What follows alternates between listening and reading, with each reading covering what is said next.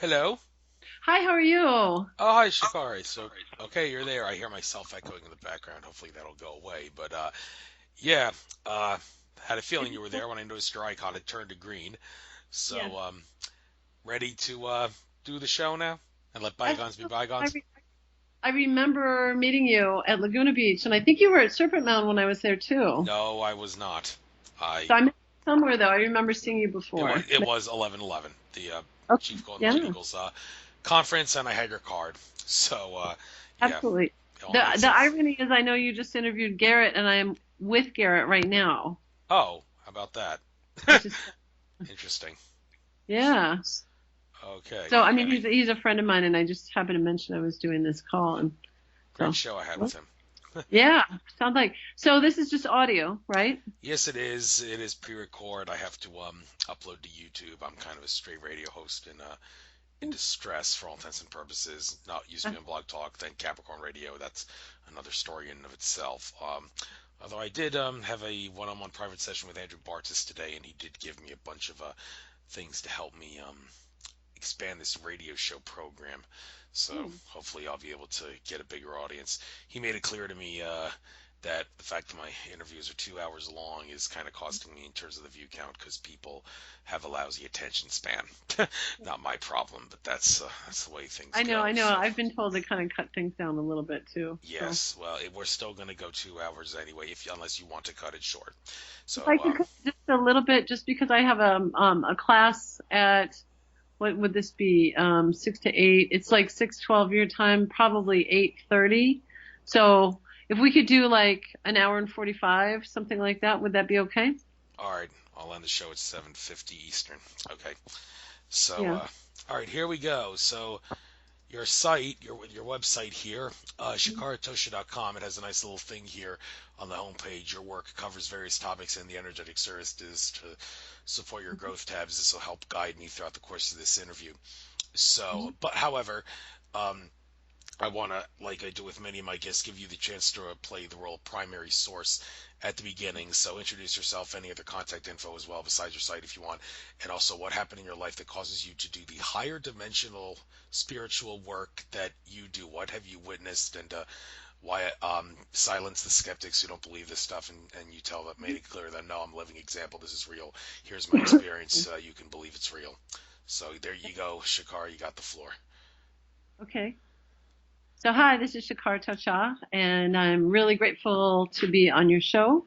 And I just want to share a little bit about who I am and my background, and want to speak some light language and share some codes and messages and downloads. So this is such an exciting time, especially for me right now, because I have just embarked on an endless visioning quest journey that I will tell you about a little bit. So just want to give a little bit about my background.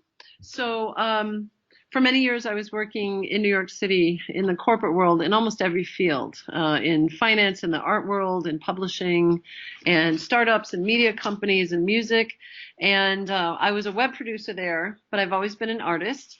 And just want to mention all my life, I was an artist and was always drawing and painting and writing these galactic scripts and glyphs and symbols and everything. It was just part of my artwork. And I had these really, really incredible experiences as a child. I would see orbs and see spirits and feel the energies around, and would meditate and stuff. So I kind of came in a little bit more fully conscious of these gifts, if you want to call them that, or just kind of looking at the world differently. So I think of it always from an artistic perspective, that I just had a different view of the world. I also had something called synesthesia that I didn't understand until later when I read about it. I was like, oh wow, yes, that's something that happens to me, where I would cross all my senses. So I would hear sounds and taste shapes or see colors and feel things, and so it made for a very exciting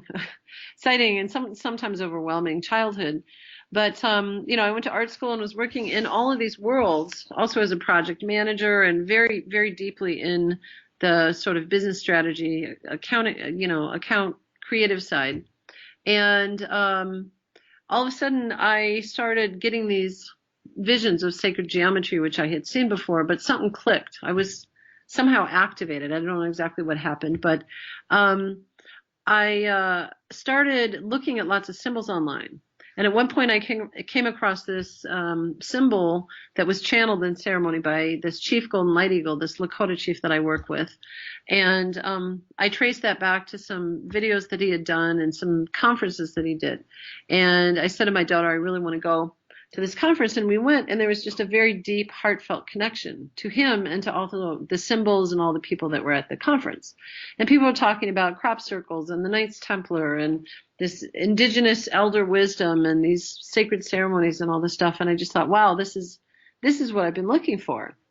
And so he and I also developed a friendship, and about half a year later, I connected with him, and then I ended up moving out to the Midwest where he was living at the time, and we were doing sacred ceremony. We actually stayed with him for a while and then found our own place, and it was so beautiful because we were just in these, deep rituals and ceremony, and so he works with the indigenous ways, with the sweat lodge and that kind of thing, but also is very connected to the star ways and the star messengers. And each indigenous tribe has some history or connection or storyline with star messengers that work with them.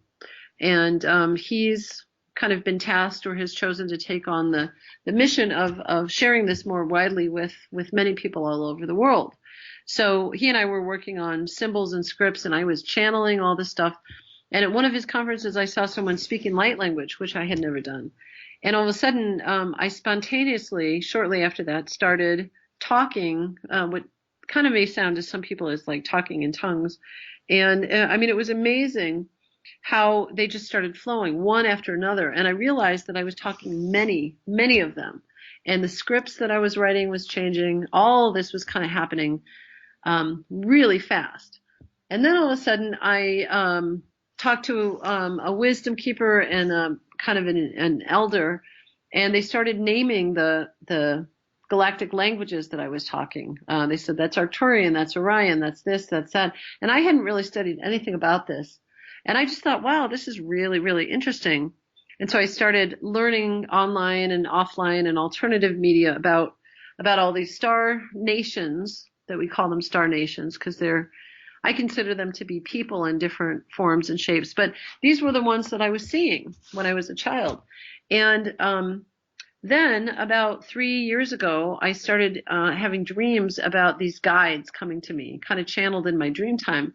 And I would wake up, and sometimes I would physically see their energy patterns around me, or I would feel them or hear them or something, and I would get like holographic messages from them. So I'm thinking, oh, this is interesting, and I just kind of going with it. And the guides became very expansive on every single topic that you can imagine: quantum mechanics and art and the ascension shift and that kind of thing. And the guides were really extensive. There's the Arcturians are the star guides that I work with mostly, but Sasquatch was a huge energy guide that I'd love to talk a little bit more about some messages from the Sasquatch, because they tell me too that they are star people, and they shapeshift in dimensions and physical form. And so there's all these messages I'm getting about each of these groups of beings, who they are, what they do, how they work with me, and also what my role is right now that I'm learning, which is a combination of activating people with this light language and inspiring them creatively, thinking about their life or their world as an art form. But it's much deeper than that, about manifestation and energy and just hundreds of topics. So I am now starting to organize all these messages in books and videos and webinars. They're telling me to kind of package this material myself. And just a couple other guides that work with me, that the Hathors and a handful of energy beings. It's almost like energy vibrations that are souls or spirits or entities or I don't know, beings basically that come and teach me all these different things. There's also these ancient Lemurian grandmothers that come to me and they give me messages about lots of different things. Also the elementals, the trees in the stone nation, as I call them, have taught me a lot about how to connect with nature and the elementals and people and the grandmother tree, this ancient tree has taught me a lot about what's going on in the earth. So really tactile things about this, what we call this ascension time, the shift, why it's happening, how it's happening, and what we can do to really get involved, and how we're pretty much shaping this. So I was getting messages about quantum mechanics and a very nuclear level, how things work, how energy works, how who I call Emmanuel, which people refer to as Jesus, he and what I was told his twin sister Emanuela, how they worked with sacred energy and alchemy and stuff. I mean, it's almost overwhelming. But they're showing me now how to roll this out and teach this. So I've been doing conferences where I share these kind of multidimensional presentations, like slides and music, and I channel these messages in light language, and then I talk about them. But I've also been guided to write books. And the other thing I do artistically is, besides kind of channeling artistic codes and light and drawings and things, they showed me this technique of reading people's creative frequency, their kind of like their auric field, or how creativity moves through them. And I do these drawings called energy frequency signatures that are almost like a glyph. And then I put this galactic script on them. I put my hand over them. I read the energy back, and I record a light language message that I send to them as like a bundle, and they have to activate it by looking at the picture and listening to the sound of the channeled message and that kind of thing. But I also do these light language sessions, so I can do them in person or over the phone, over Skype, where I basically channel light language that's me, my guides, and my higher self talking to theirs, and lots of messages and understanding come through. But the response I get is people start crying when I speak this language, especially this ancient grandmother or this higher energy. And so that's in a nutshell. It's kind of covering all the stuff that I do. Thank you very much. And I guess we'll get into the fun and educational stuff. Say we'll keep it fun and interesting for everybody. Yeah. So I guess we'll go by the list here. The pink star list first. What's happening energetically in the universe? Why now? Plus, how our vibrations are rising. Well, though, when you're talking about things happening energetically, well, what kind of energy are you specifically referring to? That's one question I specifically have. So I guess cover this subject, please, in much greater detail. Sure, I'll be happy to. So this is also coupled with these messages that I get in dream time, kind of also appear in my mind, almost like holographic pictures. I'll go online and then do lots of research, and I'll find images that sort of represent what I've been learning. Basically, I'm learning, and then I'm teaching or sharing as it's happening.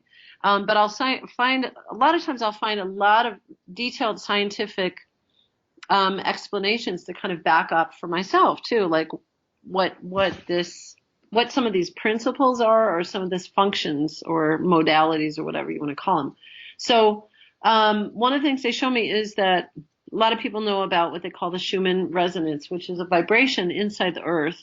It's basically how the earth vibrates or resonates, which is really at the core spiritual level is a sound. So each planet has a sound or a tone, which they call the spheres of the planetary spheres of the spheres of music or something like that. Because the Earth, this is very scientific side, is that the Earth is moving through the photonic belt since 2012, December 21st, 2012. We actually shifted to a higher dimensional experience. So everything in 3D that we touch and we think and we feel is still here, but our consciousness, our consciousness and what we are experiencing, how we experience in this 3D stuff, and I don't know, the world around us, the energy patterns between people, how we communicate, how we're thinking, our senses, our higher senses, everything else is shifting a little bit higher. So we're still having this experience of physicality. But my understanding was that December 21st, 2012, we went through this quantum, it's almost like a quantum energy leap. So things, again, still feel the same because we're still somewhat in the band of 3D experience, but we've gone to higher dimensions. And I've learned from a couple elders that last year, around that same time, December 2016, we've shifted into the 13th dimensional consciousness as a collective. So everybody walking on this earth right now can freely move between a 3D experience all the way up to a 13th dimensional experience, which is almost unfathomable to me, but I have experiences with it where time will get distorted, or I will feel like I can, psychically or physically even move through objects. Material has a different vibration.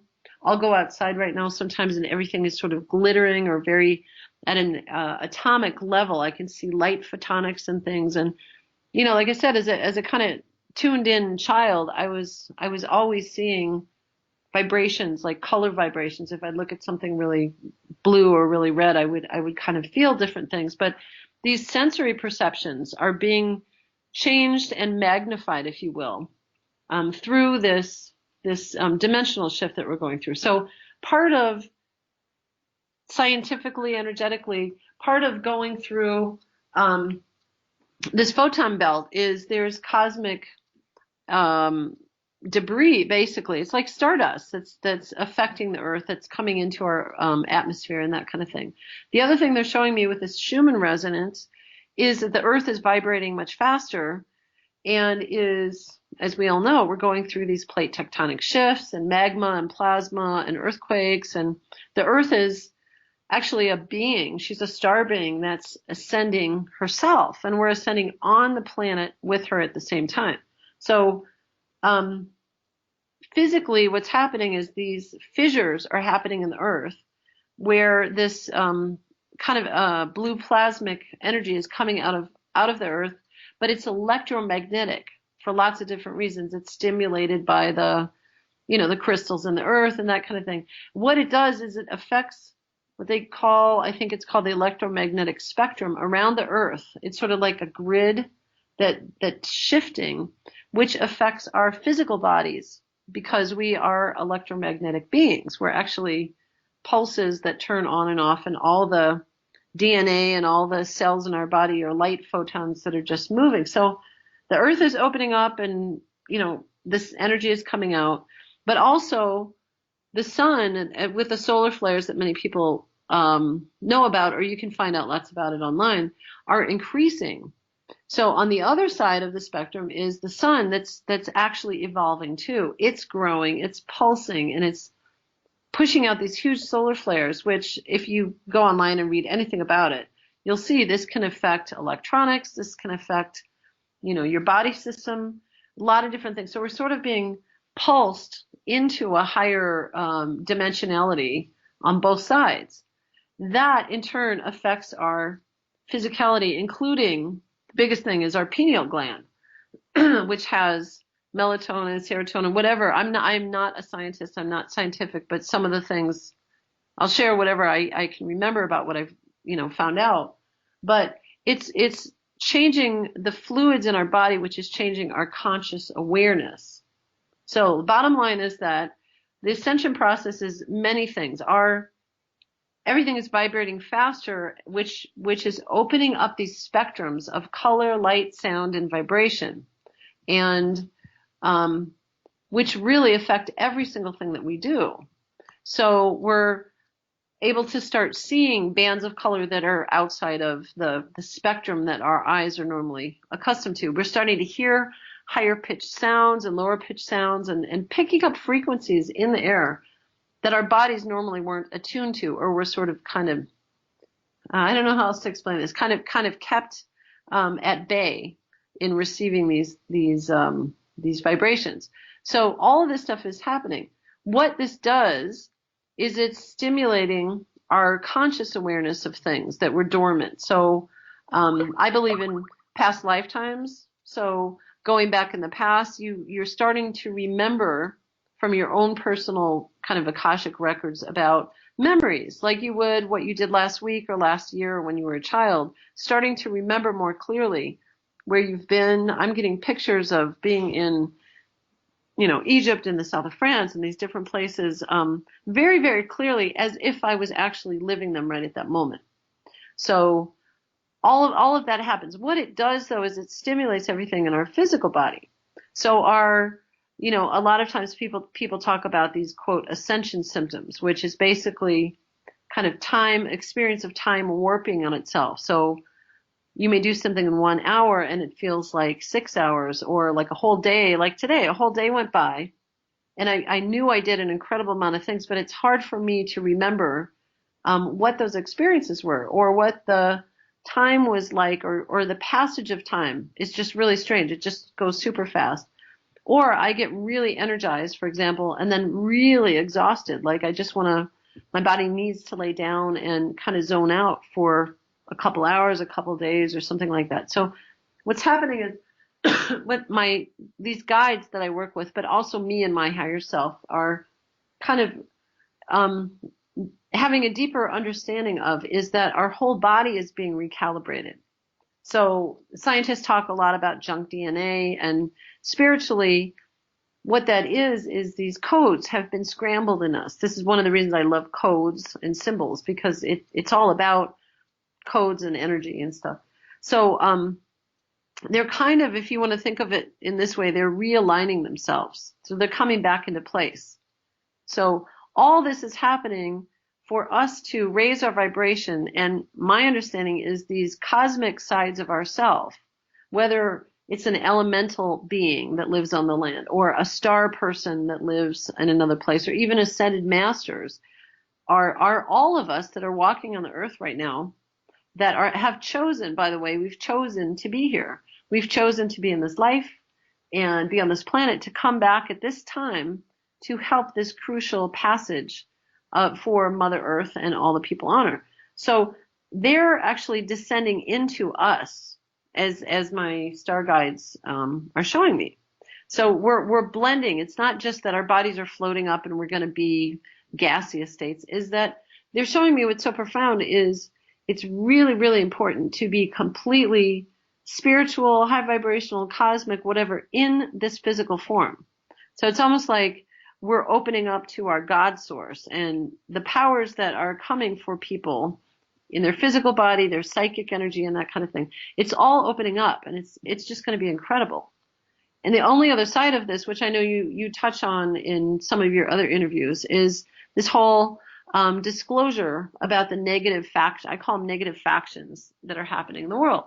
So there are people in power, and lots of people believe there are darker ETs that do these things and work with people in power, kind of behind the scenes, that want to keep people dummied down, or they have certain agendas to do things. I mean, basically, many, many people are talking about this right now.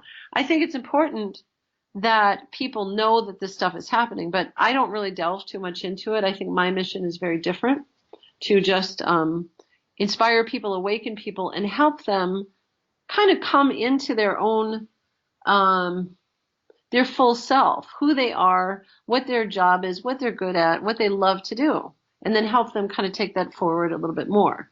So these darker agendas, or these darker energy patterns I'm seeing, because people's vibrations are raising, they are starting to just dissipate or leave the planet or something like that. We could talk about that a little bit more later, but what happens is when I speak this light language or do these drawings or have these sessions, especially the language itself and the messages I'm getting, it raises something in people. It stimulates something where people will start crying with relief.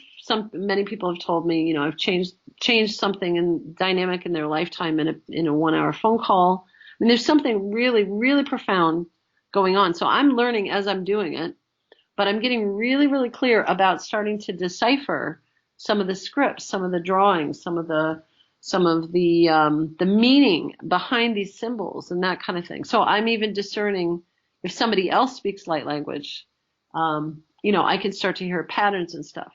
So I'm happy to share a little bit about light language itself, if you'd like me to. Oh, absolutely. But before we get into that, couple things you said that I want to try to get in on. The whole idea, excuse me, of Mm-hmm. how we can now move to 13th dimension. Mm-hmm. My understanding was that Earth was created as a seven-dimensional seed planet. So not Mm-hmm. only does this raise the question of, well, what is a dimension? And while people have different interpretations of dimension and density and whether or not they can or can't be used interchangeably, but that's a whole new can of worms. Anyhow, I'm interested to know what your layout of the universe looks like if you consider there to be 13 dimensions and not like the idea that we can only reach seven here on Earth, and Sure. also about the significance of the present day. Why now? 2017, Franco De Nicola asserted in my interview with him a few years ago, meaning to get him on again, by the way, that 2017 is the year that our souls resonate with 5D consciousness. Our souls, not our physical body, our souls. Mm-hmm. And well, how does that in any way tie into to this whole thing about the present day's increase in Mm-hmm. consciousness and all this other Sure. stuff? Sure, absolutely. So what I'm shown, and again, this is stuff that I'm curious about and I've read about in the past, but a lot of it is now coming to me as messages, and it's messages from these, if you will, guides. I guess you could say I channel these energies, um, and or messages I get in dream time. So they're like almost mind speaking channeled messages, or I'll see something and read about it, and that's I'm guided to that understanding. So quickly, the dimensions, as I understand them, there are actually hundreds and hundreds of dimensions. I don't know, consciously probably 120, but I'm sure there's millions more. Just like if you look at the cosmos, you see dots out in the sky that are stars. But if you zoom in with a Hubble telescope, or they're doing this phenomenal photography of other galaxies, and I mean it's just endless. It's sort of infinitum. But the dimensions, as far as I currently understand them in my conscious state, um, are all around us. So we're experiencing 3D in everything that you touch based on, there's things on YouTube you can find that explain the dimensions. One is, I guess, flat. Two is flat and linear. Three is, you have depth and height, and fourth dimension has to do with an addition of time. And the fifth dimension is something else. So you keep adding on these sort of elemental, I don't have the scientific word for it, but these other layers of conceptualizing, or layers of experience that change not only how you interact with physicality, but also just energy. So what I'm being shown right now is when I'm sitting in this room, and it feels very 3D. I can see objects in the room. We're talking this way. There's a pen, everything like that. But if I shift into a fourth dimensional consciousness, it's a conscious thing that you do with your mind and also with your heart. It sort of has to be done together. So I can be completely in 3D, or I can shift my thought form, if you will, into a fourth dimensional consciousness, which is a little bit more fluid. If the way that I experience it, at least, is a little bit more fluid. Fifth dimension is like still very physical. You eat food, you have, you have basic bodily functions, but it's a lot lighter. It's like going from a really dense diet to like a smoothie or something. It's a transitional feeling. Maybe your cells are a little less compact or something like that. But it's a conscious experience that you can have that's just more high vibrational. Things seem different. Objects seem different. Vibrations between people seem different. And what I'm noticing is that as you increase the dimensions, you start having these higher bands of sensory perception. So telepathy starts coming online. So, normally we're taught, you talk, somebody listens, they talk, you listen, and there's words and an exchange, but it's a frequency exchange. There's sound that gets pushed between atoms that go in our ear, and our ear, vibrates, and it creates a consciousness that we form as a word, and that kind of thing. On a higher dimensional level, It's much different. It's just like an immediate transfer because it has to do with space and time. So they show me like when I'm feeling energetically like a thought towards someone in a higher like fifth, sixth, seventh dimension, it's a thought packet. It's almost like a download from a flash drive to a computer or something like that.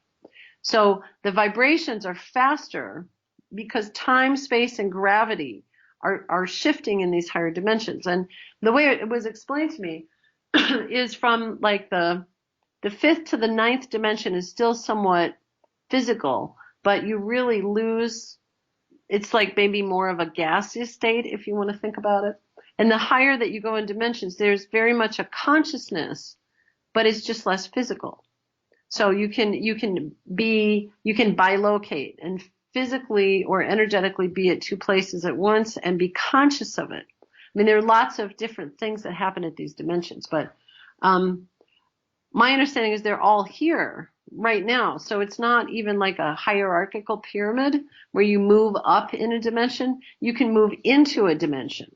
So you're talking about real quick the difference between density and dimension. So my understanding is density is the thickness or the compactness or looseness of atomic structures versus dimensions is how we experience those or other things that impact it, like I said, like gravity or space or time or whatever. So my understanding is in 2012, when people looked at the Mayan calendar and they said that it's the end of time. It really was the end of time as we perceptually understand it from a linear perspective, right? So 24 hours in a day, all of the way that we mark time in our society right now is based on something that we've been taught and somebody, rules that have been put in place, or just the calendar system, how we mark, 12 months in a year and that kind of thing, or how many, 60 seconds in a minute and that kind of thing, are not natural principles.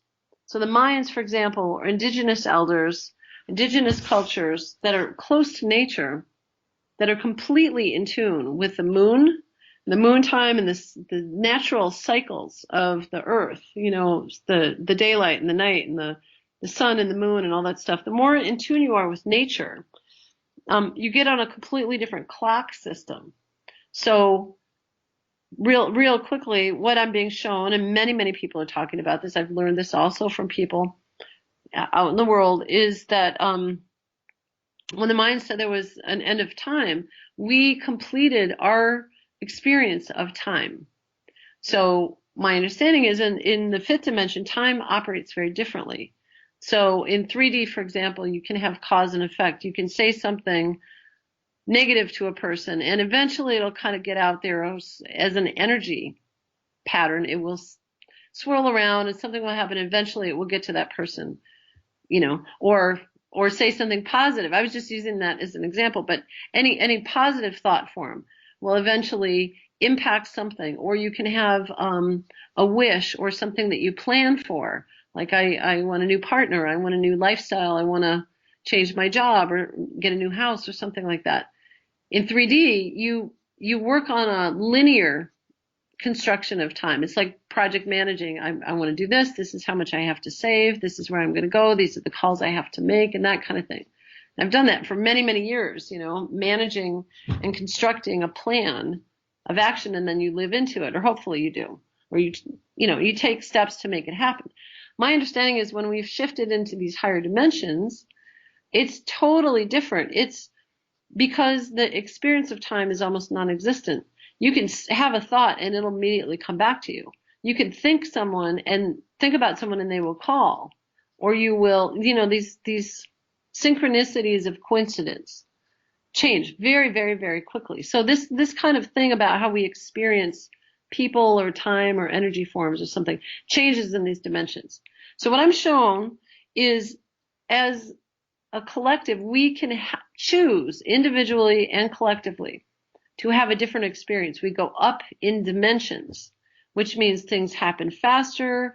These negative, darker vibrations start to dissipate. They just start to leave, and you basically are in joy in your heart. I know that sounds very basic, but it's really what happens is that you vibrate higher.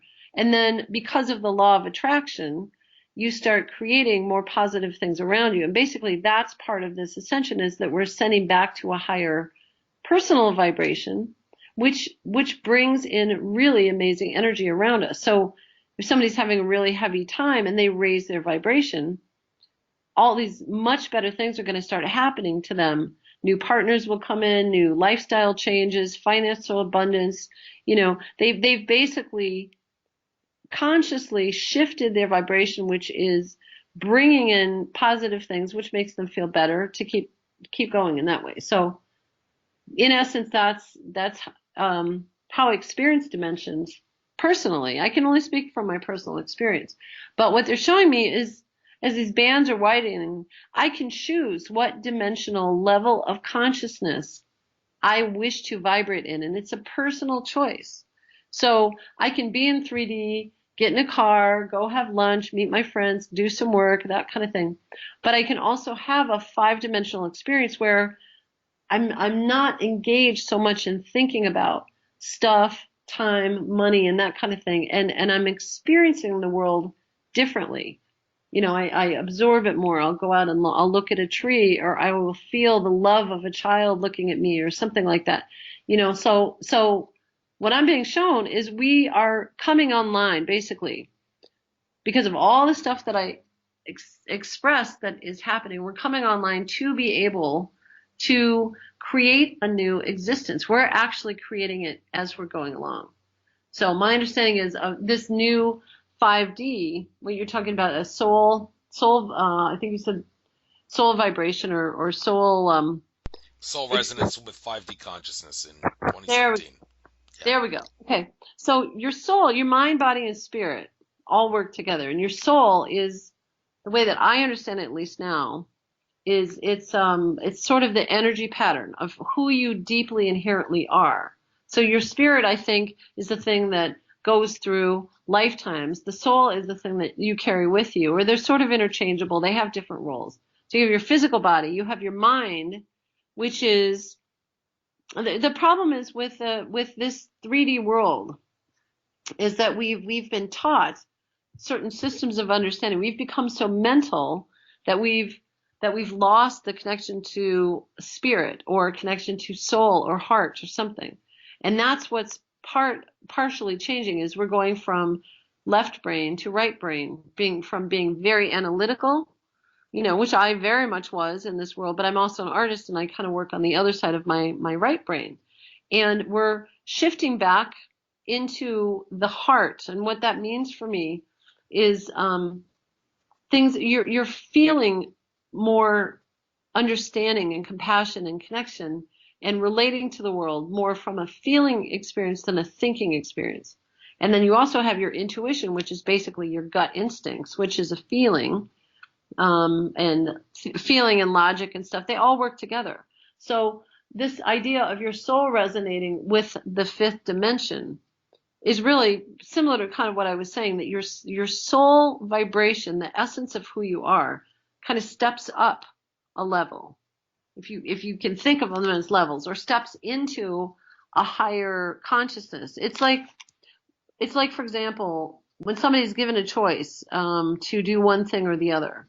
You know, there's a better way, there's a smarter way, there's a faster way, or whatever. But at some point, you have to make a choice which way you're going to do this, or which decision you're going to make. If you're in your soul and you're in your heart, you can easily determine what feels better by tuning in with what's the greatest good for all. So I may have my ego might say, oh, well, I'm going to get this thing and it's going to make me feel good.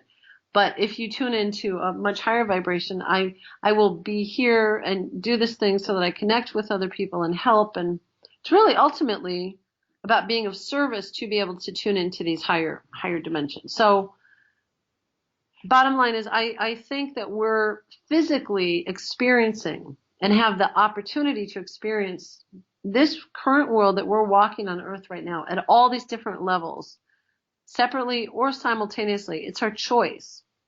And we came into this world, our souls came into this world with this consciousness, with this understanding that we want to have this experience. And we have this experience when we're out of body, before we're born, after we die. When you go in a more of a soul state, all that's possible. The difference is when you're out there, you're not in a physical body.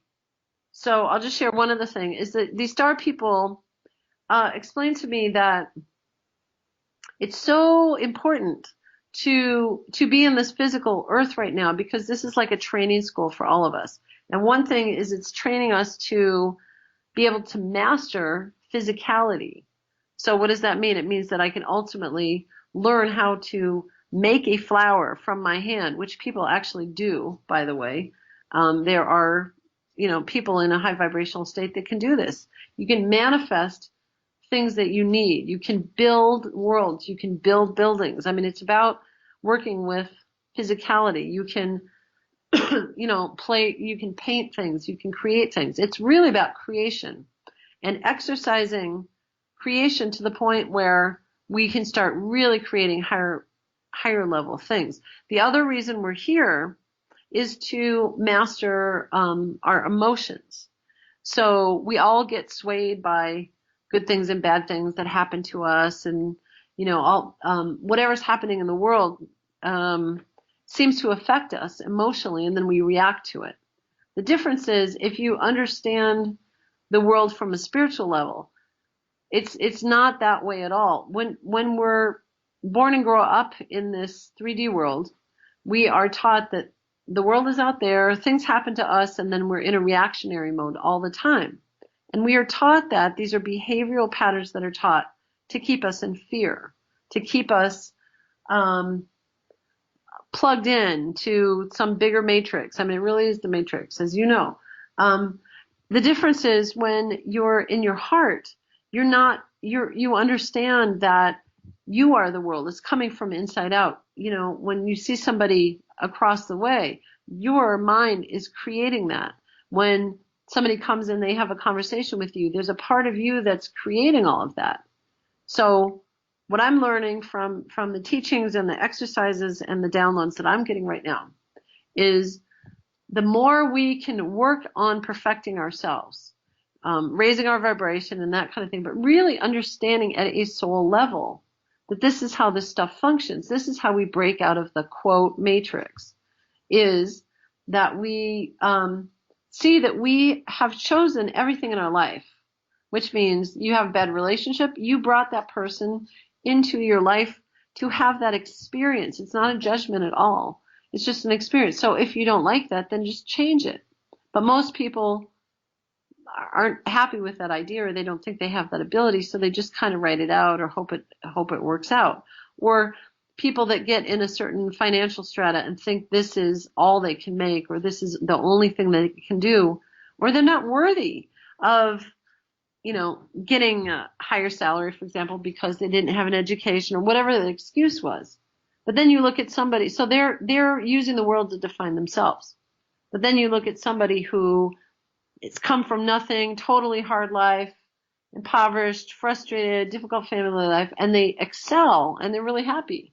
What's the difference is the person believed in the possibility of what they could manifest. So, all in all, I mean, it's just fascinating how this sort of principle works. So I believe we're all here to raise the vibration of ourselves, to be the best people we can be, and really deeply, inherently learn about things. How does color work? How does light and sound and vibration work? How can we create energy?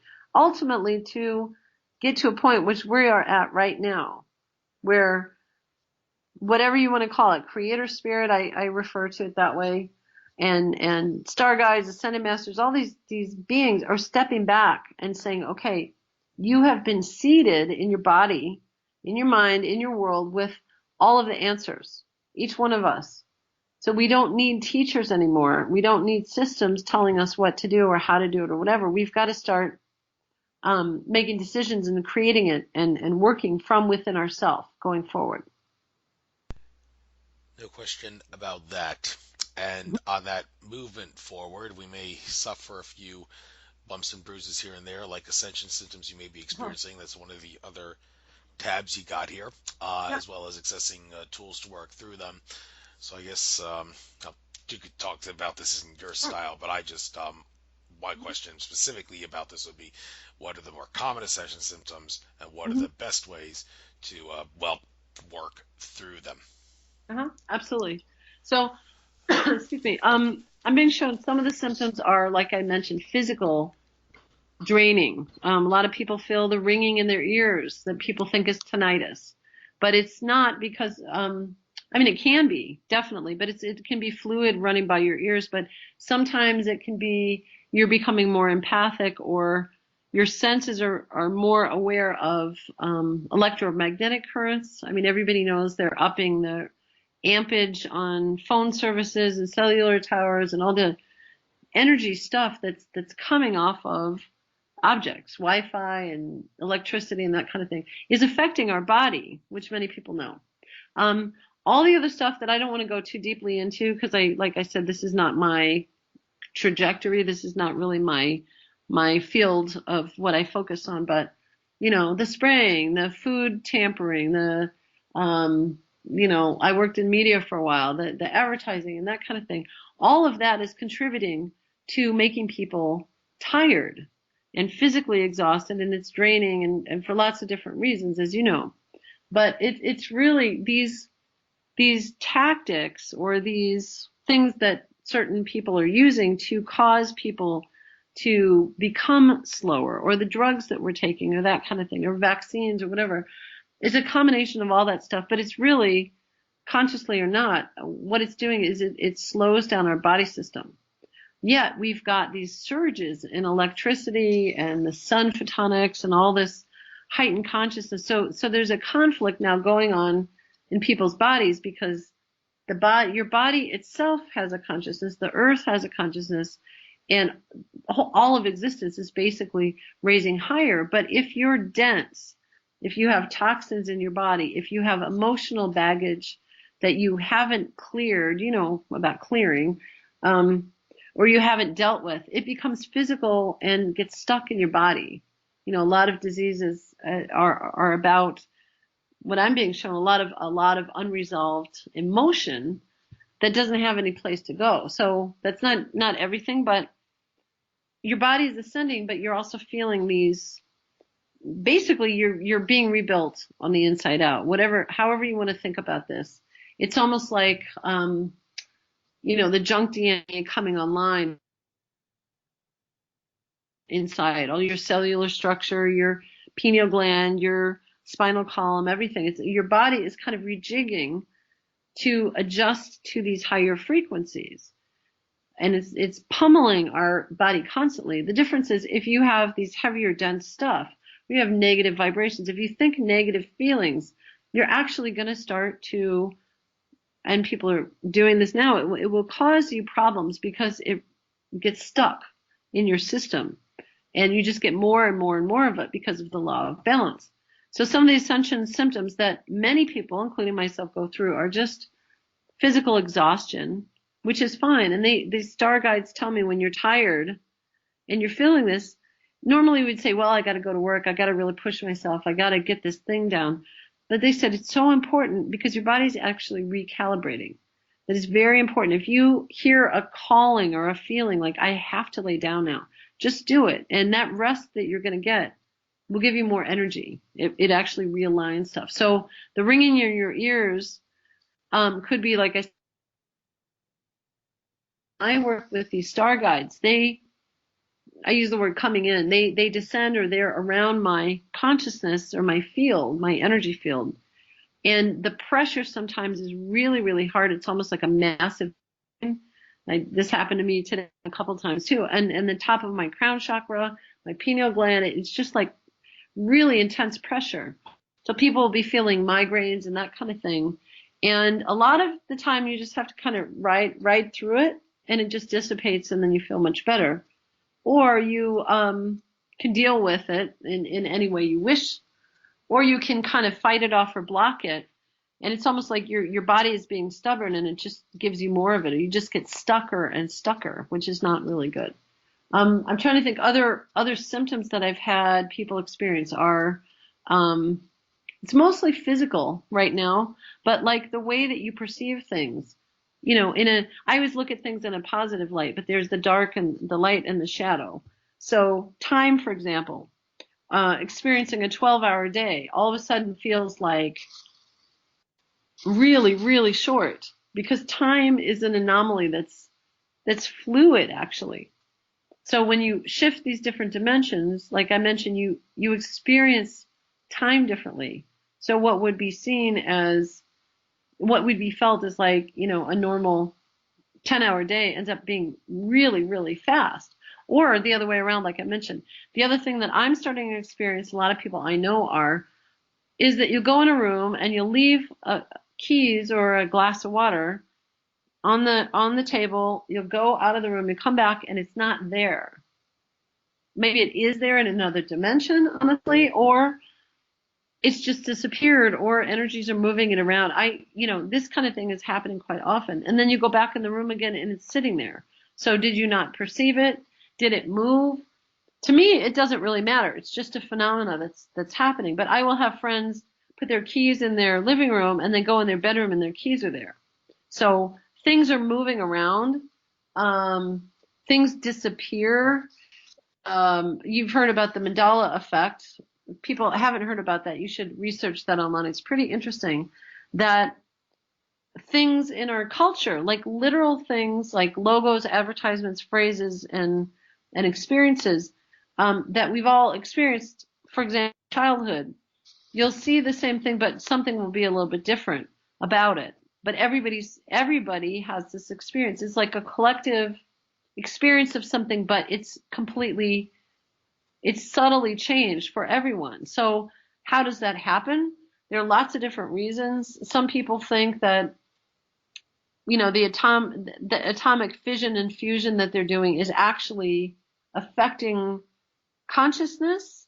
So we're distorting time, or we could go back in time and have a completely different collective experience that changes our future. And ironically, I think that that's what we're doing. Is these guides tell me that we, especially people that are more conscious working with this stuff, have come from our future and come back to the past to fix something so that it would be better in the future. So we live into a different timeline. And yes, there are ways, consciously, subconsciously, and physically, to move back and forth in time, out in space and all that stuff that I don't really want to get into right now. But those kind of experiences, are some of the. Thank you very much. Some people have actually said that if you have what appear to be ascension symptoms, then it's not from any more like rising in consciousness, and they've gave their explanations for that. But then I've heard on the other end that no, there's definitely going to be some physical problems associated with rising consciousness for as long as we have a physical body. But well, how long Well, that'll, I don't know.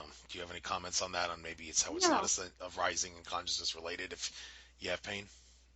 sure. And I also want to address, you asked about the solutions to dealing with these ascension Yeah. symptoms. Real quick. So the biggest thing I hear over and over again from really myself, my higher self, and these guides that I work with and friends that I talk to, and we get sources of learning from every angle. I mean, it's all over the place. You can learn anything about many things, whether it's truthful or not. There's false news, true news, whatever.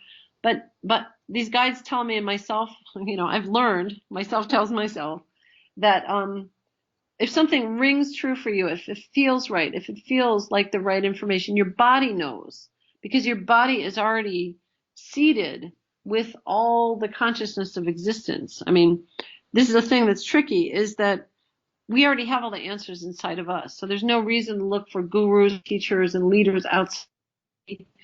We have to bring that from the inside out. So your body knows inherently how to deal with this, but we're not used to this. We've forgotten, or it's been, I believe, hundreds of thousands and millions of years since we've done this. We don't know We don't remember, so we got to start learning again, or learning and remembering. And as our consciousness rises, we will start to remember that we already know how to do this. We know how to do this. We've done an ascension type process before, but not like this in physical form. So some of the solutions are, what I've been shown is just go in nature, go barefoot on the ground, because the earth, like I said, is sending out these pulses and signals and ions and healing energy, and it actually goes into the base of your feet and it comes into your body that way. It's like, you know, when you take things in your mouth and you take them directly, like medicine or whatever that would be helpful to your body, it gets into your system much faster. So going barefoot is really good. Obviously, drinking lots of water, everything that, you know, your life coaches and your health coaches tell you. Eat healthy foods, try to eat things that have not been sprayed, et cetera, et cetera. Eat as close to the ground as possible. You know, anything that is handpicked by you or friends or something, the closer to the source and the more alive the food source is, whether it's plant or animal, and that's a whole different conversation. But anything that you can do that is most alive to keep your body source high. Sleep is good, but I go up and down with sleep schedules. That's another ascension symptom. You might not be sleeping through the night. You may get hot flashes and that kind of thing. Sometimes that is hormonal, but a lot of times it's with the body changing very, very quickly. Like we're just changing a mile a minute, you know, like millions of miles a minute inside. But the sorry, what was the other part of the question you were asking or wanted me to talk about? I think that was pretty much That's, it. Anyway, okay. okay. So, um, where to go next in regards to these little tabs here? Okay, communicating with star guides, including elementals, ascending masters, and your higher self. A couple things I just want to point out here. First of all, my thing with Andrew Bartis, he actually told me that today that hooing or oohing noise that I've been hearing in my house in the direction of like the refrigerators or the outdoor windows in the kitchen area is a little elf-like creature, an elemental. And maybe since I brought that up, maybe perhaps you can help me and anybody else who's experiencing things like that in their house and want to know what to do with it, how they can So communicate with these things. And also, ascended masters and higher self. One more quick thing about this, a little story from someone I know, and it's a drug story, and they taught you when you do a like their class in middle school, when you talk about other people's drug life, use the phrase "someone I know." Don't give names. Just a little advice out there. But yeah, this got guy it. was uh, a drug addict. He decided to stop being a drug addict, so he started smoking pot more often because he heard that pot helps get rid of the drugs addicts and addiction potential. And unfortunately, that worked, but it came at a cost. He became a huge pot addict. So Uh-huh. he was smoking a lot pot like every day, and then suddenly one day he while tripping on cough medicine, he told me he and also getting high on pot at the same time, he had what appeared to be like some entity communicate to him in images and pictures in his when he, well, like through closed eye visuals, but these were like full blown closed eye visuals that were like coming from, it appeared, a higher service being, as like a ascended master or some higher self of him, maybe it could have been, where it told him like stop smoking pot so much, stop smoking pot, cut back, and that eventually that actually caused him to only become a biannual pot smoker, only smoke during the cold weather season, and now Yeah. doesn't smoke during the warm weather season and tries to get high on life. So that makes you wonder, okay, who was he communicating with? Was it a higher self of him telling him to stop smoking so much pot or you're going to screw up your life? Or was it something else? And what could that something else have been? So I've babbled long enough. You answer the questions here on these elementals, ascended masters, and higher selves, and how to communicate with them. Absolutely. So what happened for me, even as a child, I would see orbs of light, I would see shapes, I would feel things, I would be touched, I would people that looked, you know, not like Martians, sort of like they were, I don't know, 3 feet tall, and they were kind of like little kids. I call them the little people. And they would come physically in my room and talk to me, and I felt like I was going on a ship. And I know this sounds really wacky for people that haven't had this experience, but it's it's as real as you can get. For me, it's very physically real. Like I've done these things. I have these experiences. What happens for me, channeling, is when these beings come.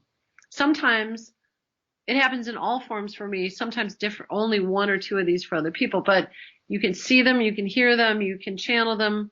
Like a lot of people that channel will kind of tune into a vibration, and almost some people hear a voice inside of their head, which we've been taught to think is crazy. But there's these beings, when you understand the spirit world, the psychic world and everything, they're very, very real. You know, psychics will say, okay, there's a spirit standing behind you, and they're this tall, and they're your great aunt, you know, Ed, hello, and give you a message or something. That's the spirit world.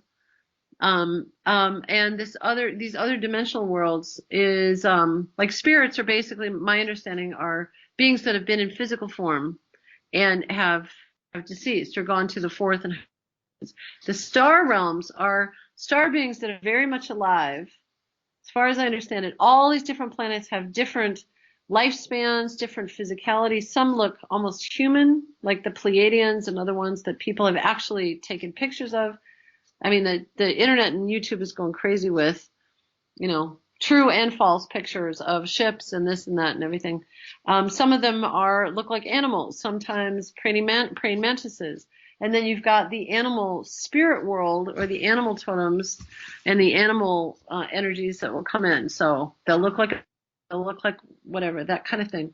But what's really interesting is, I think it's really important if somebody's channeling, for example, or they are just visited by a guide. It's very shocking when it first happens. I understand that, especially if you've been taught all your life that this world doesn't exist, and then you start seeing it. You actually think you're going crazy. And this is one of the ascension symptoms, really difficult for people to deal with, is they'll be in a room and all of a sudden they'll see faces looking at them. I mean, you will, and that's going to be hard for people to handle. So this is part of my job, is tell people this world exists and it's happening, and you're going to see it more often very quickly. So people can channel, and people might be saying, oh, well, I'm feeling the spirit of St. Michael, or, you know, what you're talking about, these ascended masters, which are also guides in the higher dimensions that come in and help people. I believe these ascended masters, for example, can be many places at once because they've mastered physicality. So 100 people at once could have an apparition of St. Michael, or St. Michael could appear to them physically in form, or they could have a dream or a message or words or whatever. Because these ascended masters and star people too can be many places at once, because they're not stuck in like a 3D grid, if you will. But a lot of times people will have spiritual experiences, whether they're tripping on drugs or hallucinating or drinking, or even just natural in dream states, or even during their conscious moments. And sometimes there are the tricksters, as you know. There are darker, playful energies that come in and pretend to be blah, blah, blah, you know, pretend to be Kuan Yin, and yes, I'm going to give you a message. And ultimately, to me, it doesn't really matter, because if you're tuned into your heart, no negative energy is going to affect you. You just hold a higher vibration, and you get what you need out of whatever the message. So even if it was another spiritual entity kind of playing a role, it doesn't matter if there's understanding in it. To me, that's just my own belief system. But I think it's really important when this happens for people to know who these beings are and how they work with them. So a lot of people will say, like, yes, I'm full of love and light, and you know, I just do the work, do the spirit work, and I'm here, and I don't know, I just open my heart, and God works through me, or the spirits works through me, or whatever. I think it's really important right now for those people to start asking the spirits that are working through them, who are you? You know, it's like dating somebody and they seem fine, but you know nothing about them. And then something happens and you had no idea, but because you didn't do your homework about those people, you know? So they're showing me, at least for me, I'm asking my guides, who are you? How are we working together? Because I'm in partnership with my guides. They're almost like consultants. I'll say, well, I have this problem and I want to understand this, or I want to manifest this, or whatever. Teach me how to do it. Show me how to do it. But I'm not asking them to come in and solve the problem. I'm just asking them for an understanding of a little tidbit of information, just like you would go to somebody for a little different understanding. But it's important to find out who they are. So real quick, I'm shown that there are, like you said, ascended masters. There are beings that come to help individuals when you're in a time of crisis. You're going through a really difficult time. They're always around you. And you can call in beings just like you can call in spirit energies. The difference is if you do it from your heart in a good way, you're not manipulating those energies. So it's not like dark practices, you know. But you can say, well, I need some help, you know, or get prayers for a family member that's going through an illness or something like that. These star people, sorry, these star people that come to me, sometimes I know who they are, sometimes I don't, sometimes I get pictures, sometimes I feel it's an energy form, but because I work with so many, I'm starting to feel, oh wow, this is like a Sasquatch energy teaching me something about my body or nature or something. This is an Arcturian coming in form or in my mind or whatever. They come in lots of different ways, and they're giving me a message to help this person.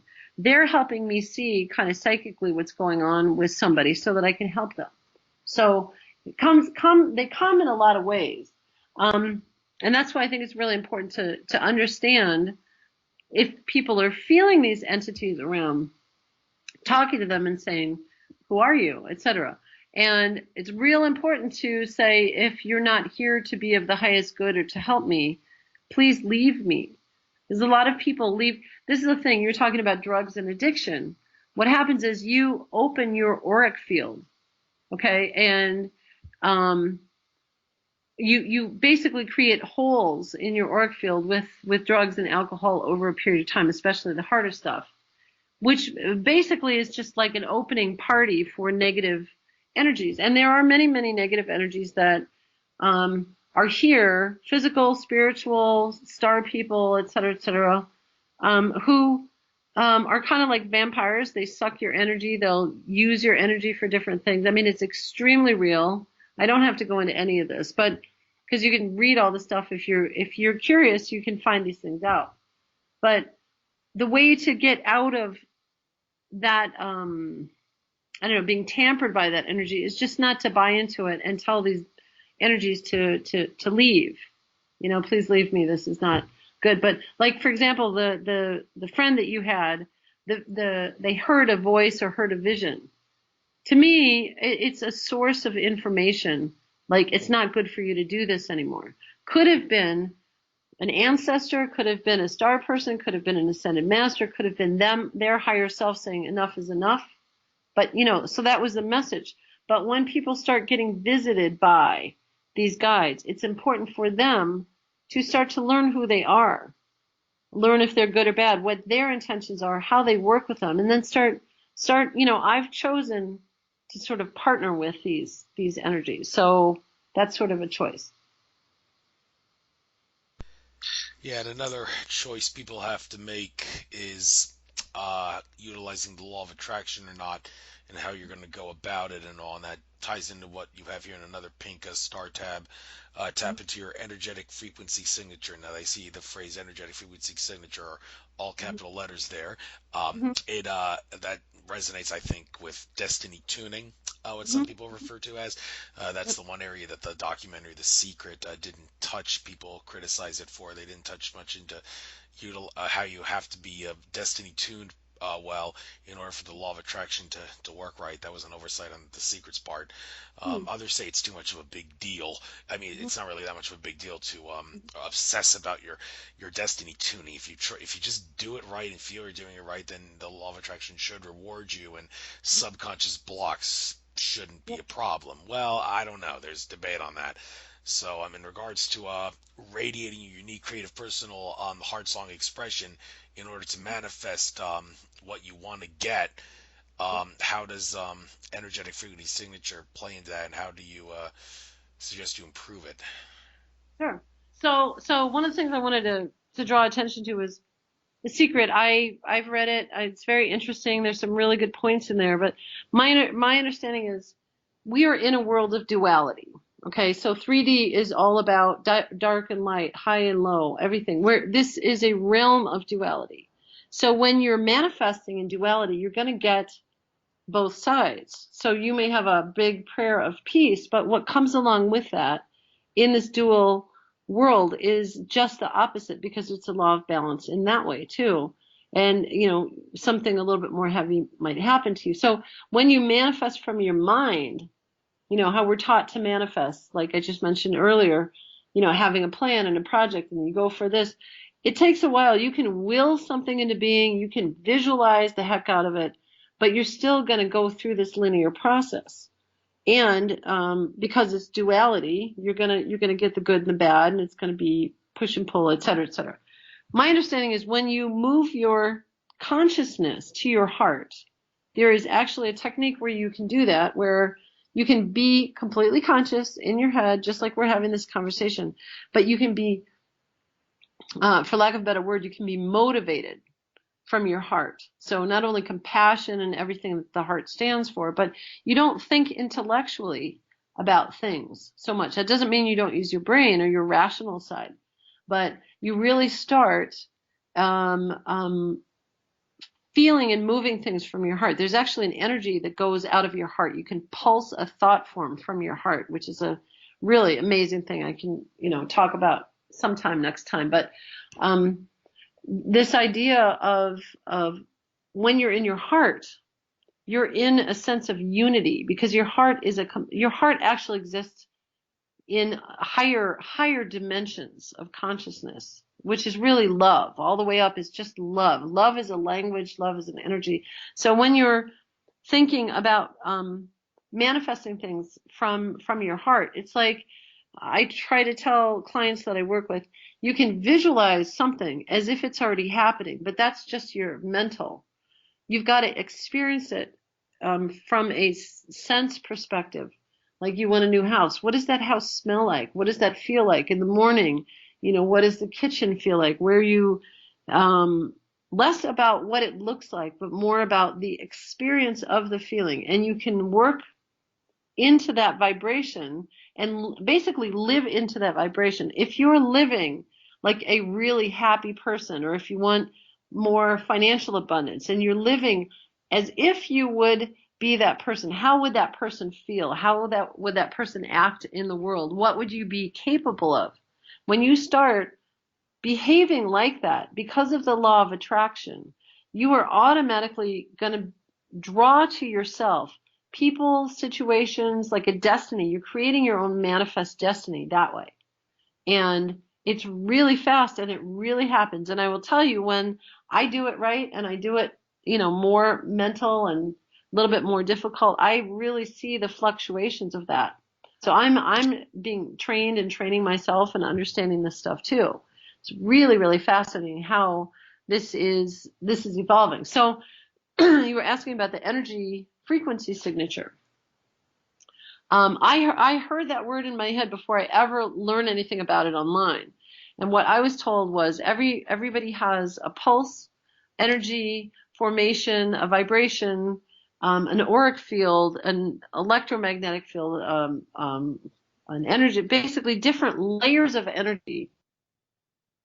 And you vibrate in a certain tone. It's like you and I are different because we have different names, different security numbers, different places we're from, the time we were born, different, and that kind of thing. What's unique to you is all of those together. So they all work together. That's your frequency signature. Vibrate a tone and a sound, if you will. You have a energetically in these auric fields. You have this thing that makes you different. So you could have an exact same experience like a twin, but the difference would be one twin not only has different DNA and a couple things are different that way, but even how they think, how they feel, how they operate, how they interact with things, how they react to things. All of that thing is a package that makes you different than somebody else. So your energy frequency signature is the whole vibrato of all that you are, basically. Thank you for elaborating on that subject matter. And the Let's talk about the light language for a moment. In Yeah. regards to it being a language, I wonder, does this in any way tie into the whole Tower of Babel myth about the languages of humanity all getting jumbled and everybody using different languages because of the whole Tower of Babel incident? And if we had a light language, then that wouldn't really be an issue because we could all communicate through light language and all, and people Mhm. wouldn't have to learn the language of a country in order to immigrate into it. So, but or is that completely different? Does this is talk about different higher energy skills and senses besides the language I'm referring to? So that's a great way that you put that, and I want to talk about that. And what's really key is I want to speak some light language for you, so people can experience what that's like. But real quickly, when I started learning about light language, I learned about it mentally. I learned about how I experience it, and then also how these guides teach me. They're actually coming and teaching me about what it is, how it works, and that kind of stuff. It's really intricate. I'm getting like the big download, and I'm piecing it together and experiencing it, and then hopefully teaching and sharing it with other people. So real quickly, they show me that, and learn too, is very similar patterns to what people are picking up. Is there some kind of universal language that we all speak, all energies, all entities, and that kind of thing? We speak the same universal language as star people, as animals, as fish in the sea, as, the water itself. There's some inherent code or a symbol and combinations of phonetics that we all speak. That's why sometimes when I speak this light language, people that don't have never heard it, whether it's a star language or just an energy language, they feel it. It's a feeling. There's something in their subconscious from their past lifetime, from their being star people or whoever they've been, that knows it. It's a heartfelt knowing. It's really interesting when you see that, and that's what happened to me too. What you're talking about, the Tower of Babel, yeah, I believe there was a universal language and languages before, and I think the most important language is love is actually a language. We have such a limited understanding of love. We think it's a transactional or conditional. I give you a hug, and then you give me one back, or it's conditional, that kind of thing. Or I care about you if you care about me, or that kind of thing, or I just care about you, but it still lacks the depth of what it really is, I think, on these higher realms. So these star people tell me that this language of love is so powerful and beyond anything that we can comprehend in this 3D, because we've never experienced it, at least in this lifetime, the way that it really exists and functions. So, within that, there are different star languages. So yes, after, what happened is, over time, I was there at some point. I don't remember being there, but I think what happened is we started separating and segregating into groups. So, for example, people migrated different places. So they were isolated, and they created, it's anthropology. They created their own understanding of things, their own dynamics, their own culture, their own food. So they probably, someone in the Eskimos in Alaska have like 56 to 100 different words for, ice or cold. You don't, if you're in Florida, you have maybe a couple temperate things, or you talk about the weather or something. So language evolves over time, and so does culture. The difference is we started becoming segregated in everything, segregated with money systems, people that make money and don't. There's a differentiation there. People that move to different places around the world. The religious, so now we've got states that have been divided, or countries that have been divided.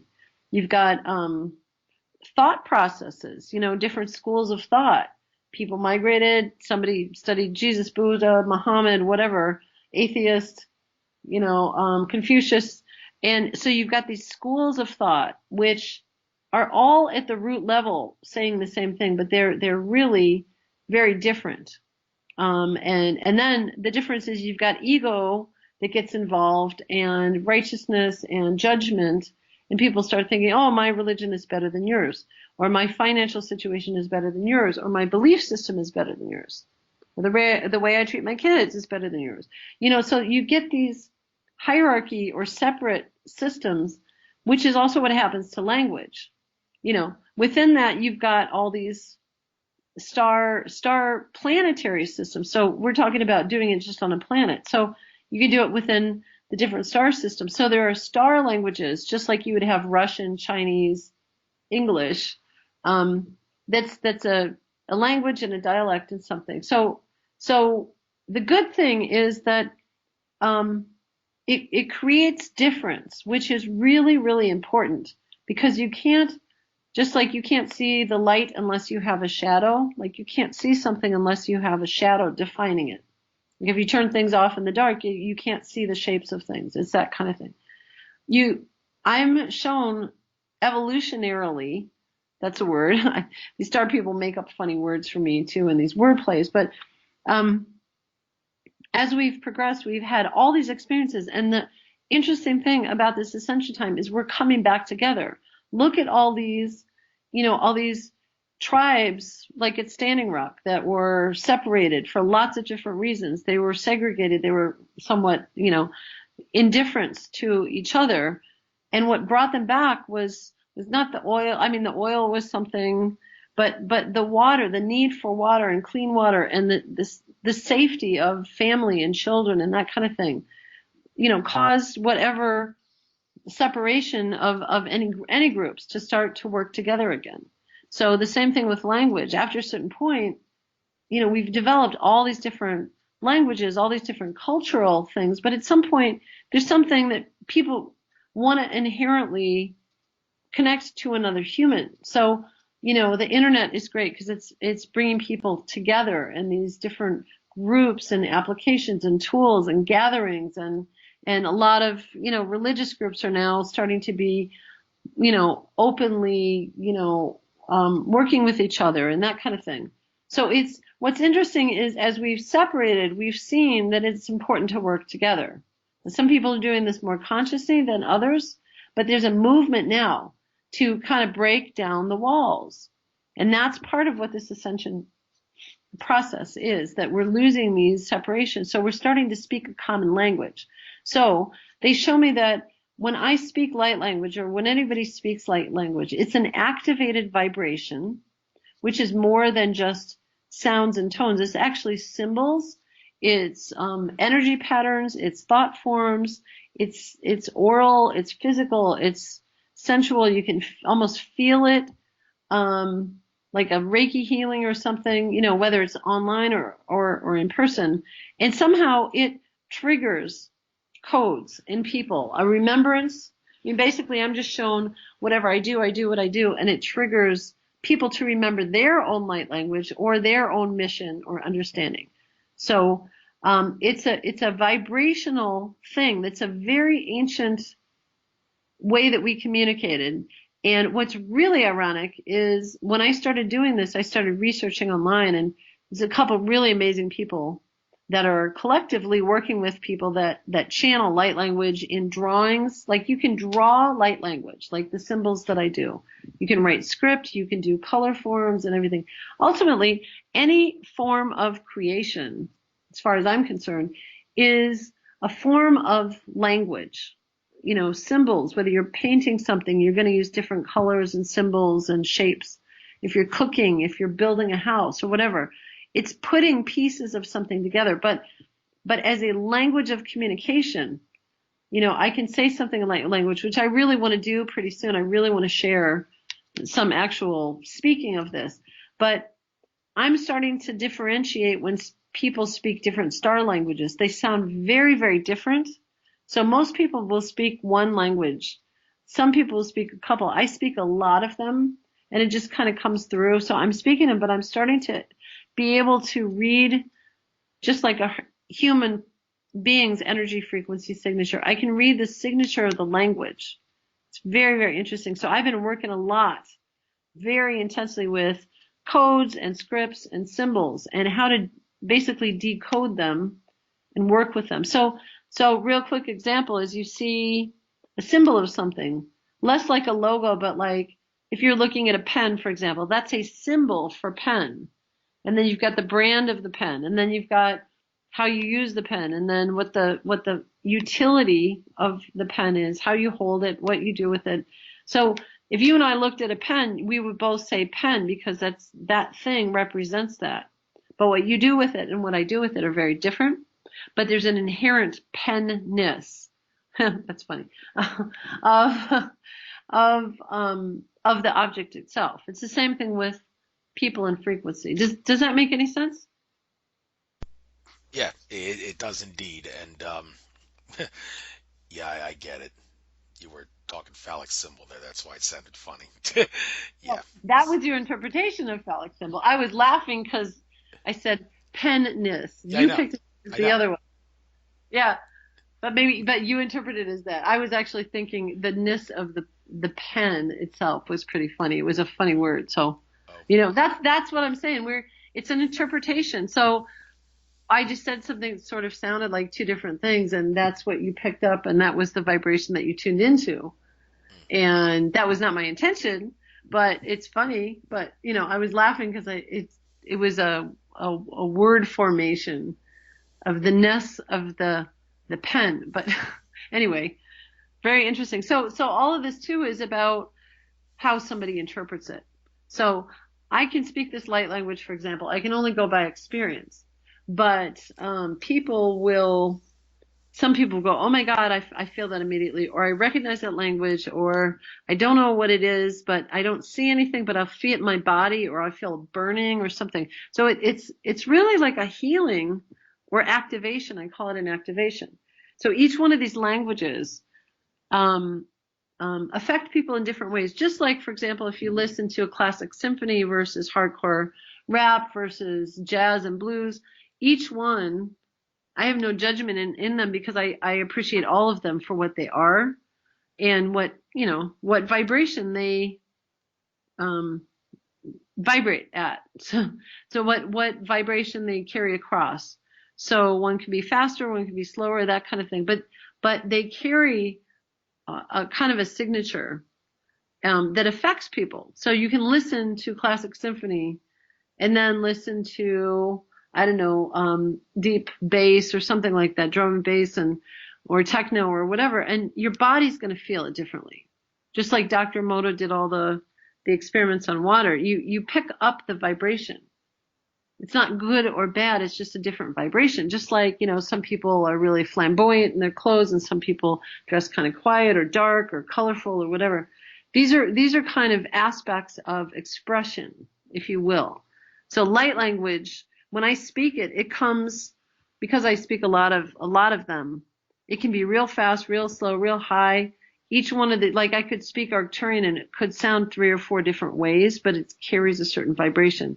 Some of these are actually literal.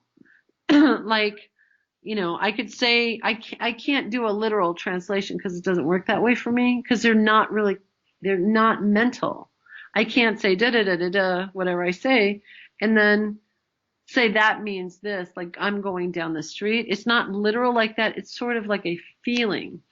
So when I speak light language, I see holographic pictures in my mind and something happens and I feel the vibration and I get pictures for the other person. So we'll be talking about a topic and I'll speak light language and my guides and myself will show me pictures of this energy frequency that's transferring to the people that somehow affects or stimulates some DNA consciousness in them of remembering something or physically.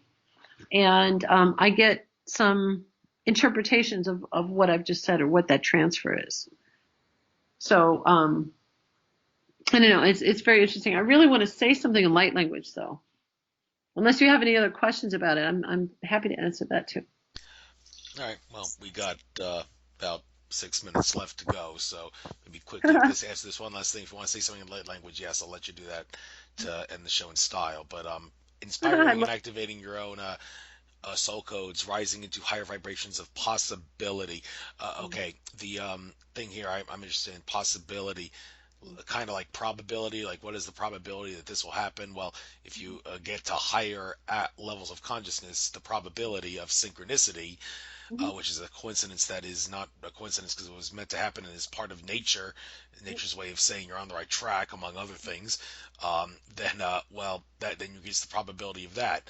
But in regards to activating your soul codes to well get to the increase the probability of synchronicity Mm-hmm. and other things. How do you is this the same as activating DNA codes or is this Um, completely it, different? they're all sort of the similar focus, if you will. So when you talk about the probability of something, when you talk in the realm of 3D, something is as probable, like if I walk across the street, what's the probability that I'm going to get across that street without being hit by a car? Well, you can calculate that in numeric terms. How fast are the cars going? How many cars, et cetera, et cetera? Is there a street light or whatever, just as an example. Or what's the probability of me winning the lottery? Well, how many people, it's a number system. It's a number game, and it works in 3D. When you get outside of 3D and work with these higher spiritual realms or higher vibrational realms or star realms, you start talking about possibility. And this is really, really what the base of all my work is about right now, is thinking about creation and creativity. If the world is all possibility, you know, and you really understand that this is really true, which I believe it is, because anything is possible. I can go in any direction. I could make any amount of money I want if I put my mind to it. If things happen, if something happens, it exists as a possibility. And what I'm being shown is almost like quantum mechanics thinking, is if it's possible, it's doable. So short of physical limitations in the physical world, I've seen people do impossible things because they believed it was possible. And this gets into your personal belief system. So I believe what I've been taught and taught myself is that anything is possible, and I can really achieve or get what I need to get whatever done that I need to get done at the time I want to do it. So if I need to travel, I will find a way, or I'll put an intention out, or I will have a purpose or a cause or something that I can give people or something like that. And the what you call synchronicity or the patterns or something opens up. What's really, really going on with that is that at that moment you're tuning into the heart of creation and creativity. And when I say living in possibility, is that any direction that you want your life to go, you can will it, you can choose it, and you can manifest it. I really believe this is true. But most people don't understand this because we've been talked out of it. So is there abundance of food for everyone in the world? Yes. Why is it not being distributed there, to everyone? There's a reason. The same with money, the same with energy. It's all energy, which means if energy exists in pure potential everywhere, financial energy, money, by the way, is just energy. And an abundance, instead of thinking I need more money, if you think I need more abundance or energy to make something happen, if you're working with these star energies, they're going to understand that and help you with that, because it's a realm that they can understand. They don't understand 3D. They don't understand jobs and work and money and utility bills and that kind of thing. If you start vibrating and functioning at a higher dimensional level, you can actually pull in things as you need.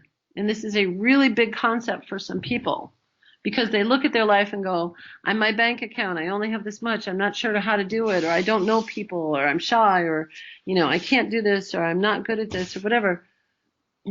If you change your thinking about it, you realize that you can learn anything that you need to, whenever you need to.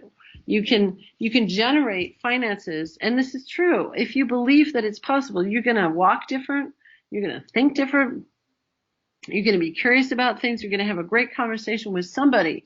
What happens is, when you're in the realm of possibility, you open up yourself to all these higher sources, and it's not just you anymore, like walking down the street going, oh, how am I going to do this or whatever. You say, oh, anything is possible. Bring me possibility.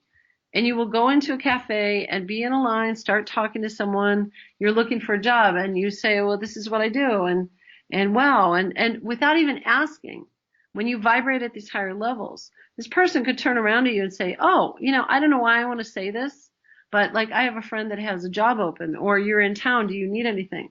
I mean, it's incredible. And I'm experiencing this right now, pretty much every moment, every day, because I'm starting to live this way. It's a way of living and a way of being. And then when I doubt myself, other things happen, so I'm challenging myself too. I have my strengths and weaknesses and things that I'm evolving into. But I believe when you deal with the realm of possibility, what we consider synchronicity is always present. Oh my God, I just was thinking about somebody, turned the street, and there they are. They just called me. It's because you're so in sync with that person, you're already going to feel that it's happening. And this is where we get into these higher realms of consciousness, of manifestation, all of that stuff. But anyway, I can speak for maybe another couple minutes, but was that helpful? Yeah, it was. And you said for another couple minutes, so you wanted to talk in the light language, by all means, end the show on that note. Yeah, I absolutely do. And actually, I'm phasing out of explaining so much about myself and my understanding of these processes, and starting to get more into the language itself, because that's really where the transference and the power exists. The reason a lot of times I will explain this stuff for people, or even my own experience, is because as I'm going through it, I'm living it, and so it becomes more valid. I can say, yes, I'm seeing star people. Yes, I'm channeling this language. This is how it feels, and that kind of stuff. But also, this understanding that these ways of living are extremely important right now, and I think everybody really needs to make an effort to tune in with this and understand this and really get to these higher levels. So the thing is, with this light language, it can happen in a second. It can happen, I can say something and you may not feel anything, and then the next couple of days, wow, something else happens, or something significant or synchronistic will happen in your life. So it's more important not to really try to interpret it literally, but it's a feeling. So I want to share something about light language, and I also really appreciate where you're coming from and all your questions and everything, because it's really it's curious. You're curious and you want to understand, and you want to share with your audience, what this stuff is all about, and that's very meaningful. So I really appreciate your, the questions you've asked and that kind of thing. So yeah, I want to say something in light language. And again, there's not a real direct translation. I do this very differently when I'm doing one-on-one sessions, because I will actually give the people an interpretation or the message I got or whatever. But this is sort of, when I speak this way, it's like these guides and I kind of temper it to, the breadth of an audience. So this is just going to be sort of a sampling of what it sounds like. But like I mentioned, I work with many, many guides and that kind of thing. When I do these presentations, it's more messages that come through that are really specific, that I'm now putting into books and webinars and CD meditations and all that stuff. I have like this whole product line that I'm developing right now to get this out. And I'm also collaborating with other artists. I just want to say artists and healers and that kind of thing, to do projects and products that are really creative. So like this whole thing is rolling out very quickly for me. But the biggest thing is speaking this language. And when I do sessions with people, or I do conceptual things with these messages, it's a lot more intricate, but I really break down, like right now I'm going to go do a workshop in a moment where I'm going to actually activate people with light language and then show them how to do it, and then also share some of these messages that might help them or that are timely or that kind of thing. So I work in lots of different ways. Or when like I mentioned, I'll do a piece of artwork, but I'll tailor it to the person, and they can use it and work with it like a tool of activation or something like that. So I just want to speak a couple languages so you get a flavor for it. But I wanted to mention, if anybody's interested, you can reach out to me and see a little bit more about what I do and some of the videos I've made and stuff at shakaratosha.com.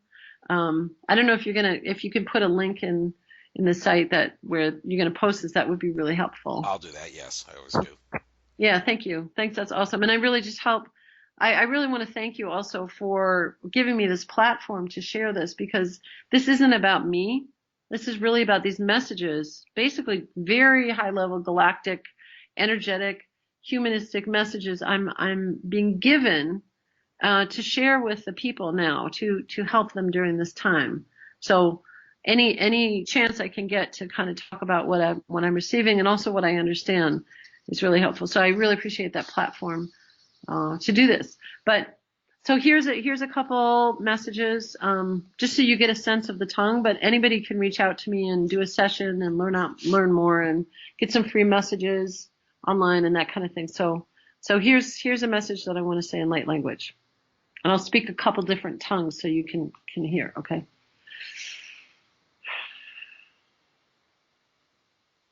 Shuna kaino wala kaito wa shiminu la kinu wa sane. Siminu wala katu wa shingi kila wa kaito wa shima mo kila wa kete. Siminu wala kaino wa shangi tetu wa seme. No shoka ke kila wa kaine.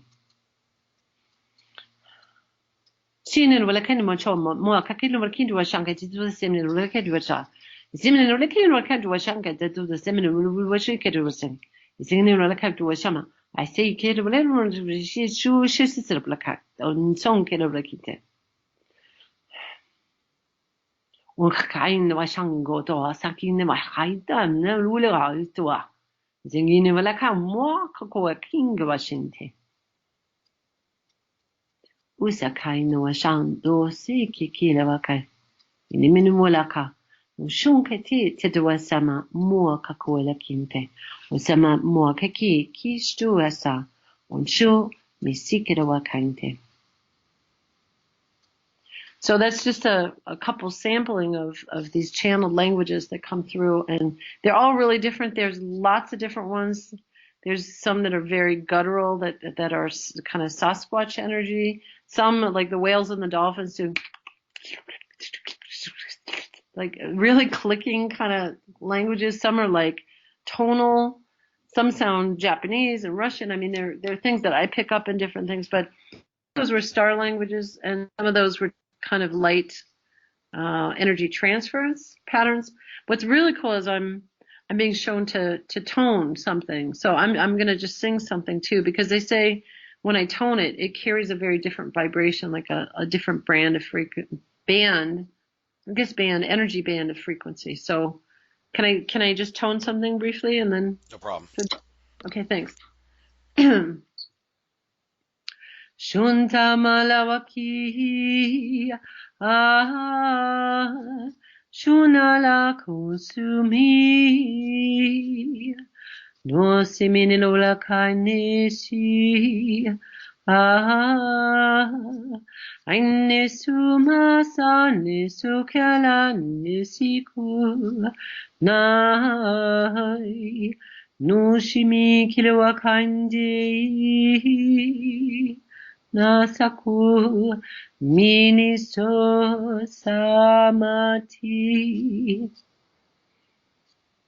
So that kind of thing has been happening a lot, and it's like I walk around the house scatting in light language and singing jazz and blues and rap. It's very freeing to me. It's almost like the more light language I speak, it's easier than English, which is kind of interesting. But anyway, I just gave you kind of a sampling, and when there's a message or an intention or kind of a question answer thing behind it, it gets a lot more specific. But I just wanted you and your audience to kind of experience that a little bit. So people may feel immediately, oh my God, that's incredible. I feel it. Some people won't feel anything. It doesn't really matter. You know, and this is the thing with working with these guides. Some people are going to see elementals and Sasquatch and star people, and you know what you're saying, this kind of elemental tone in your ear. You might feel, you know, feelings around your body, and some people don't, and it doesn't matter. It really doesn't matter. The bottom line in all this, if I can leave somebody with a feeling of inspiration, it's really just that this ascension time is fine, that you're going to go through periods where things are going to break down. It's going to be very difficult. You're going to see a lot of change in the world, a lot of big change. But know that these systems have to break down because we are moving into an incredibly beautiful, incredibly high vibrational place. It may not look like that for a little while. So have patience with that. But understand that we as individuals and we as a collective are creating this blueprint for the new earth. So a lot of psychics can't see in the future because there is no thing that we've already done yet. This is what's unusual about this time, is that we're doing it as we're going along. The words that we're using, you and I, the thoughts, the feelings, and everything is shaping all this while all this other stuff is happening. But I think we're going to be physically here, at least for a while. And I think that, you know, whether the internet goes down, the money system changes, you know, people, negative energies leave the planet, however that happens, we're moving into a really positive, beautiful, beautiful time where we basically will have time as a collective society to start creating things and working on things and dancing and having great food and music parties and that kind of thing and making things. And I don't know, I really see the future as a very, very positive thing here. So anyway, all of this is a really good time to be alive. That's what I want to share. I couldn't agree with you more on that. And no doubt that love will increase exponentially too. So, Shakara, love this interview. Learned a few things myself, and hopefully I run into you at some future conference. Love Chief Golden Light Eagles 1111 comments so much. If he does another one, I guess I'll be showing up there again. Well, I just went to one. You just missed it. It was the 12-12 one. Yeah. So. That was awesome, which I also spoke at, and they were amazing, amazing people there. And people can look online for that at Star Knowledge Enterprises with an S.com for any of the up together. So we're all working with each other. And I just really appreciate who you are and keep doing what you're doing. And thank you so much for this opportunity. Same to you. So good luck to you, and enjoy the rest of your trek through our consciousness. Take care. Take care. Bye.